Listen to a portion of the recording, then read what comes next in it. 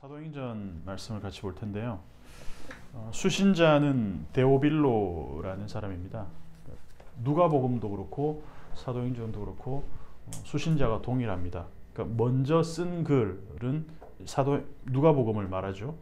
먼저 쓴 글은 예수님의 행적, 가르침의 시작을 다루고 있습니다.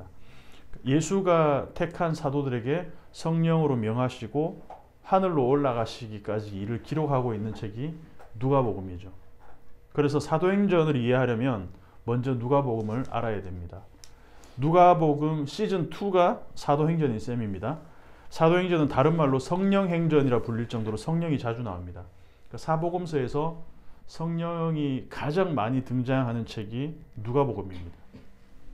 그리고 예수님이 하늘로 올라가신 내용을 사복음서 중에서 유일하게 기록한 복음서가 누가복음입니다. 마가복음 마지막 구절 16장 19절에서 나오긴 하는데 이 부분은 후대에 첨가된 내용이라는 게 이제 학자들의 중론인데요.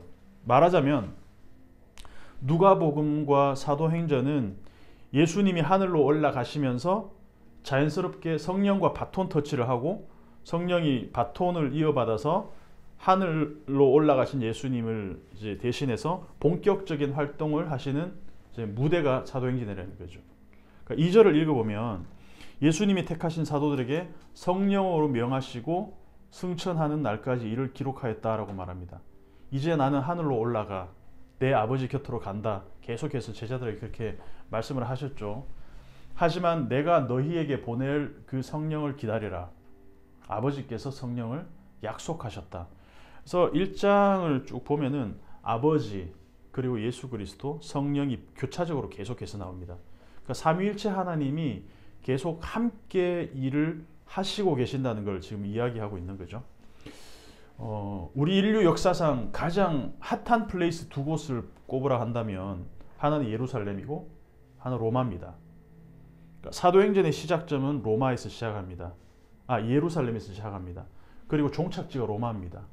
로마에서 바울이 이제 복음을 전하는 장면까지 이어지는데 8절을 보면 이 로마를 땅끝으로 표현하고 있죠. 이 땅끝이라는 것은 단순히 뭐 거리적으로 제일 먼 데를 땅끝이라 그러는 것이 아니라 문화적으로 종교적으로 가장 복음의 어떤 그 영향권에서 멀어져 있는, 그래서 지리적 의미뿐만 아니라 문화적 의미도 땅끝에 포함되어 있다고 볼 수 있습니다. 그래서 복음의 시작은 예루살렘, 그리고 그 예루살렘에서 지리적으로는 로마까지 확장되는 이야기고, 이게 지리적인 확장이라고 한다면 문화적으로는 복음이 유대인들에게서 이방인들까지 확장되는 이야기가 바로 사도행전이다라는 것이죠. 그래서 누가복음에서 사도행전 전체를 보면 로마에서 시작해서 예루살렘으로, 그리고 예루살렘에서 다시 로마로 가는 이야기입니다. 누가복음은 로마 이야기에서 시작합니다. 그리고 사도행전은 로마에서 끝납니다. 그 가운데 예루살렘으로 향하는 예수님과 제자들의 이야기, 그리고 예루살렘에서 로마로 향하는 내용이 담겨져 있다는 것이죠. 예수님 당시에 로마는 세상의 중심이었을까요? 변방이었을까요? 로마가 제국의 핵심이었다는 사실에는 이견이 없습니다. 그럼에도 불구하고 로마가 그 현상 세계에서는 패권을 갖고 있는 핵심이었을지는 몰라도 사도행전의 세계관에서는 로마는 땅끝이라는 거예요. 그러니까 사도행전에서만큼은 로마는 땅의 중심이 아니라 땅끝으로 표현되고 있다는 것이죠. 그래서 누가복음을 한마디로 요약하면 예수님과 제자들이 예루살렘으로 올라가는 길 위의 이야기를 다루고 있다. 이게 시즌 1 누가복음입니다.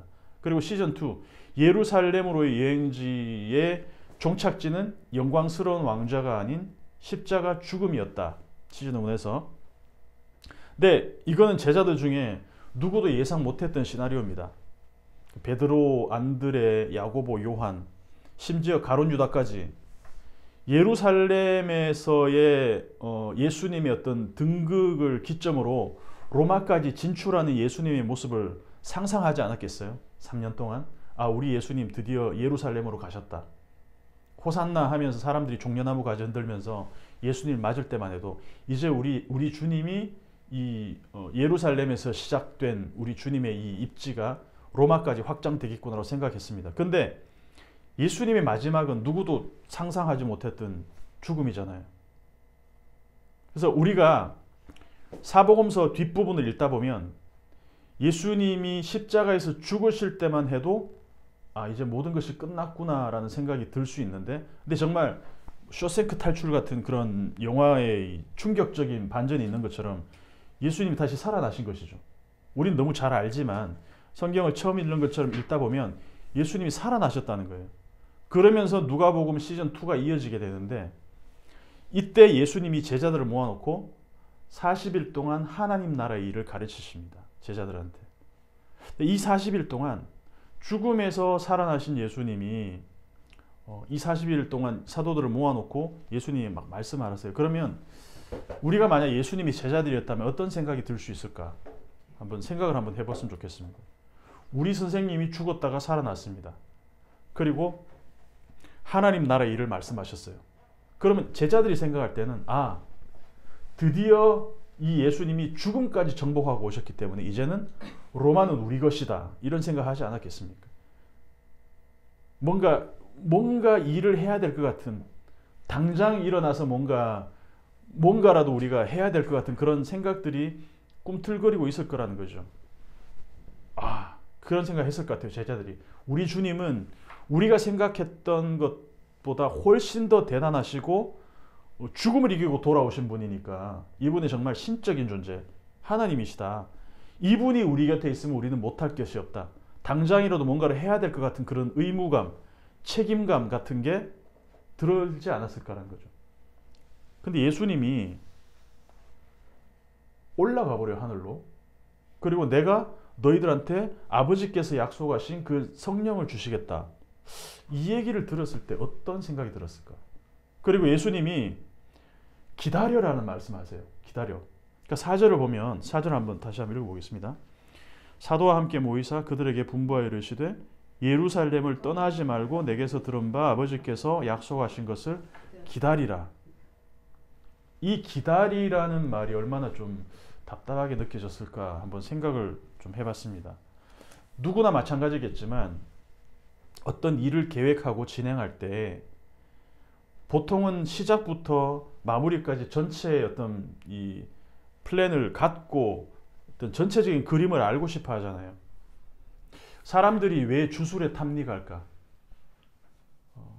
내 미래가 안 보이기 때문이잖아요. 앞으로 내에게 어떤 일이 일어날지 궁금할수록 뭔가를 자꾸 좀 알아보고 싶다. 뭔가 해야 되겠다는 강박에 사로잡힐 수 있다는 거죠. 그래서 구약을 보면 사울 왕이 이 기다림에 실패한 사람이 대표적입니다. 이스라엘의 초대 왕으로 등극했지만 집권 초기부터 사울 왕은 기다리는 일을 힘겨워했어요. 사무엘상 한번 찾아볼게요. 13장 말씀. 구약 성경입니다. 사무엘상 13장 8절. 13장 8절 같이 한번 읽어보겠습니다. 사무엘상 8절 읽어보시죠. 사울은 사무엘이 정한 기한대로 일의 동안을 기다렸으나 사무엘이 길갈로 오지 아니하며 백성이 사울에게서 흩어지는지라. 그러니까 사울 아들 요나단이 블레셋을 쳤을 때 블레셋이 즉시 보복 공격을 합니다. 근데 블레셋 군대 규모가 병거 3만, 마병 6천, 백성은 해변에 모래알 같이 많았다, 이렇게 말합니다. 근데 블레셋 군대가 어마어마한 규모로 몰려오는데 전쟁을 나가기 전에 사무엘 제사장이 도착을 해서 제사의식을 치르고 나서 전쟁을 치러야 돼요. 근데 약속한 기일이 지나도록 사무엘 제사장이 오질 않는 거예요. 그러니까 사울이 뭐라고 하냐면, 야, 번제와 화목제 다 가져와. 그리고 자기가 번제를 드립니다. 왕인데도. 근데 참 아이러니하죠. 모든 일이 다 그렇듯이 번제를 드리자마자 사무엘이 도착합니다. 야속하게도. 그 일 때문에 사무엘이 사울 왕한테 뭐라고 말하냐면 왕의 나라가 길지 않을 겁니다. 이렇게 얘기합니다. 이 첫 번째 경고를 하는 거죠. 나중에 사무엘이 죽고 나서 중간에도 그런 일이지, 이제 사울의 조급함 때문에 일을 그르치는 일들이 많이 있는데, 나중에 사무엘이 죽고 나서 사울이 블레셋 군대 때문에 너무 두려운 나머지 이 주술적인 방법으로 사무엘을 불러내려고 합니다.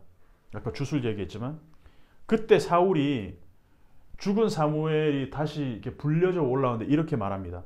사무엘상 28장 15절을 보면 나는 심히 다급합니다. 이렇게 얘기합니다.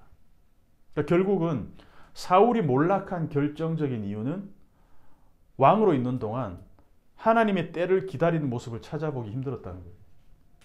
그러니까 사울이 사무엘을 기다리지 않고 스스로 제사를 드릴 때 이미 하나님은 사울에게서 마음이 떠났습니다. 완전히 죽은 줄 알았던 예수님이 살아 돌아오셨습니다. 그리고 제자들과 40일 동안 하나님 나라 일을 말씀하시니까 제자들 마음에서 어떤 그런 뭔가 어떤 새로운 희망과 어떤 이런 것들이 막 뿜뿜하지 않았겠습니까?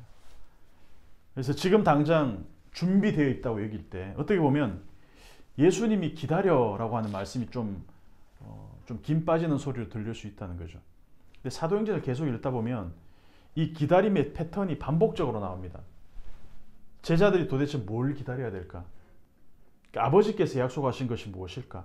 5절을 보면 답이 나오는데 5절 한번 읽어보겠습니다. 시작. 요한은 물로 세례를 베풀었으나 너희는 몇 날이 못되어 성령으로 세례를 받으리라 하셨느니라. 성령을 기다려라. 성령을 기다려라. 9장에 가면 바울이 그러니까 회심하기 전에 사울이었을 때 다메섹으로 가던 중에 갑자기 하늘에서 빛을 받고 예수님을 만납니다. 그리고 사울의 눈이 멀어버려요. 왜 사울의 눈을 멀게 하셨을까 하나님이? 생각해보면 사울이라는 사람의 그 기질이 있잖아요. 기질상 구약의 사울 왕도 마찬가지였고 동일하게 사울인데 자기 신념이 확고해지면 그냥 행동하는 사람들이에요. 구약의 사울 왕도 그렇고 이 바울인 사울도 그렇고. 그래서 구약의 사울 왕이나 이 신약의 바울이나 둘 다 비슷한 어떤 그런 기질을 갖고 있기 때문에 그 율법에 대한 확고한 신념이 있었던 이 바울 같은 경우에 예수님 믿는 사람들을 척결하려고 애를 썼잖아요. 예수님 만나기 전까지만 해도. 근데 만약에 이 바울이 자기 지식과 신념을 무기로 행동하기 시작하면 말릴 사람이 없다는 거예요. 그래서 이때 바울에게 가장 필요한 것은 예수님을 만난 이후에 가장 필요한 것은 뭐냐? 바울의 몸에 힘을 빼는 거라는 거. 그래서 하나님은 바울의 눈을 멀게 하시고 아나니아라는 사람을 통해서 바울에게 안수를 하게 하십니다. 그 시금치 처음 사가지고 이렇게 숨죽여서 요리하는 것처럼 바울의 기질을 동력으로 일하지 않도록 하나님이 숨을 죽여 놓으시는 거죠. 사도행전 9장 17절하고 18절 한번 읽어보겠습니다. 사도행전 9장 17절 18절 같이 한번 읽어보겠습니다. 시작. 아나니아가 떠나 그 집으로 들어가서 그에게 안수하여 이르되 형제 사울아 주 곧 네가 오는 길에서 나타나셨던 예수께서 나를 보내어 너로 다시 보게 하시고 성령으로 충만하게 하신다 하니 즉시 사울의 눈에서 비늘 같은 것이 벗어져 다시 보게 된지라 일어나 세례를 받고. 이게 성령 세례입니다. 그러니까 이게 사도행전의 핵심 주제입니다. 한마디로 말하면 기다려. 사도행전 1장부터 기다려. 성령께서 일하실 거야. 그러니까 1장 5절에서 제자들이 성령으로 세례를 받을 때까지 기다리게 하신 것처럼 9장에서는 바울이 성령으로 충만하게 되어서 성령께서 일하실 때를 기다리게 하신 것처럼 사도행전은 사도들과 제자들, 베드로와 바울 같은 뛰어난 사람들의 화려한 개인기를 기록한 책이 아니라는 거죠. 오직 성령께서 일하실 완벽한 타이밍과 완벽한 환경을 세팅하시는 그 하나님의 때를 기다리는 것. 그래서 하나님께서 아버지께서 약속하신 것을 기다리라, 이것을 보여주는 책이 사도행전이라는 겁니다. 구약도 마찬가지입니다. 이스라엘은 하나님이 일하시는 때와 환경이 조성될 때까지 그냥 기다리면 됐어요. 여리고 우리 여호수아 같이 했지만 여리고는 며칠 동안 계속 기다리면서 돌았어요. 언제? 하나님의 이 명령이 있을 때까지. 근데 기다림에 성공하면 반드시 이루어졌어요. 근데 기다림에 실패할 때 문제가 생겼어요. 뭐냐면 이스라엘의 어떤 군사력과 능력의 문제 때문에 진 것이 아니라 하나님의 약속이 있을 때까지 기다리지 못해서 진 경우가 많고, 그래서 망한 경우가 많다는 거예요. 모세가 돌판을 들고 내려올 때까지 아론과 이스라엘 사람들이 못 기다리고 금송아지를 하나님으로 만들어 버렸어요. 모든 문제는 하나님의 약속을 기다리지 못할 때 생긴 것이지 능력이 부족해서 생긴 게 없다는 거예요. 구약의 모든 전쟁들은 하나님의 때를 기다리면은 다 됐다는 거예요. 근데 우리도 마찬가지라는 거죠. 하나님보다 앞서 가려고 하지만 않으면 하나님의 때는 반드시 온다. 그래서 보통 우리가 성령 세례, 오늘 제목도 제가 성령 세례란 무엇인가라고 지어봤는데, 우리가 성령 세례가 뭐냐라고 했을 때 보통 막 대단한 영적인 능력이 임하고 뭔가 막 예언하고 방언하고 막 치유하고 이런 걸 떠올리는데, 오늘 이제 본문에서 그리고 바울이 성령으로 충만하게 돼서 세례를 받을 때도 그렇고 성령 세례의 의미가 명확합니다. 하나님이 하나님의 때에 하나님의 방식으로 하심을 믿고 기다릴 수 있는 사람은 성령 세례를 받은 사람이다. 고린도전서 2장 4절에서 5절 제가 읽어보겠습니다. 내 말과 내 전도함이 설득력 있는 지혜의 말로 하지 아니하고 다만 성령의 나타나심과 능력으로 하여 너희 믿음이 사람의 지혜에 있지 아니하고 다만 하나님의 능력에 있게 하려 하였노라. 성령으로 세례를 받은 사람은, 성령 세례를 받은 사람은 모든 것을 하나님의 시각과 하나님의 관점에서 보고 하나님의 때와 시기를 기다리고 그리고 하나님의 관점에서 해석하는 사람입니다. 결론입니다. 사도행전은 성령께서 일하시는 때와 시기를 따라가는 책입니다. 그러니까 우리가 성령으로 세례를 받았는지 아닌지를 알려면 때와 시기를 아버지의 권한으로 인정하고 살아가느냐, 그렇지 않느냐를 체크하면 됩니다.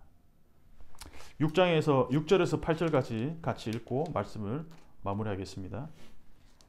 그들이 모였을 때에 예수께 이르러 이르되 주께서 이스라엘 나라를 회복하심이 있다니까 하니 이르시되 때와 시기를 아버지께서 자기의 권한에 두셨으니 너희가 알 바 아니요 오직 성령이 너희에게 임하시면 너희가 권능을 받고 예루살렘과 온 유대와 사마리아와 땅 끝까지 이르러 내 증인이 되리라 하시니라. 아멘.